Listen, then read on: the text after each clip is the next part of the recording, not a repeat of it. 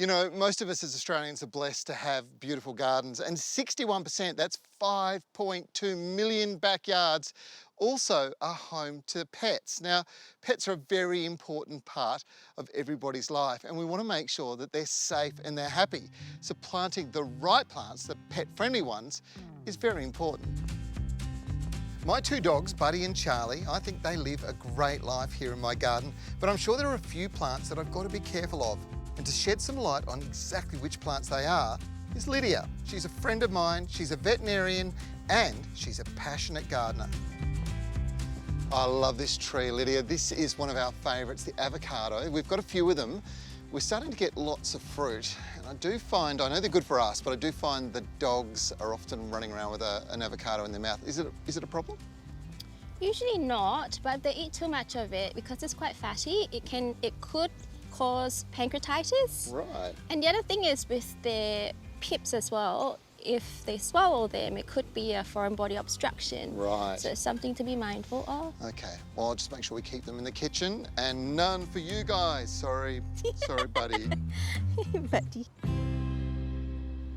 Well, you can see this one here. This is an interesting grape. It's actually one we've harvested a fair bit. It's had a few problems as well, so it's been dropping fruit on the ground, and I'm a bit conscious of the dogs.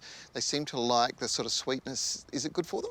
Well, grapes are really good for us, but we have to be careful with the dogs. Grapes, raisins, sultanas, say in fruitcake or hot cross buns, they can affect the kidneys. So we just have to be very careful with the dogs and dosage, and generally just keep them away if possible. Okay, so if I've got some fruit falling on the ground, rake it up, put it away, and definitely don't feed them fruitcake or hot cross buns at Easter time. Yes, I agree. Lydia, I love this area around the pond. It's fantastic. It's covered in, obviously, a whole bunch of different types of lilies, and also this time of the year we're planting spring flowering bulbs. And I've become conscious recently that they're definitely not good for dogs, and I've heard not good for cats too. Yes, absolutely. They're not great for cats, and especially when they're brought indoors, and indoor cats get inquisitive, brush up against them, and then groom the pollen off them. Oh, so even in cut flowers? Yes, right. Every part of the lily, including pollen, can be quite toxic to cats. It's not always plants that can be harmful. It might sound obvious, but be mindful when you're using snail pellets or rodent baits, as these can also be deadly to our pets. And there you go, a few handy tips on keeping your pets healthy in the garden too. You know, there are many things that you do need to be wise and think about when it comes to planting out in your garden.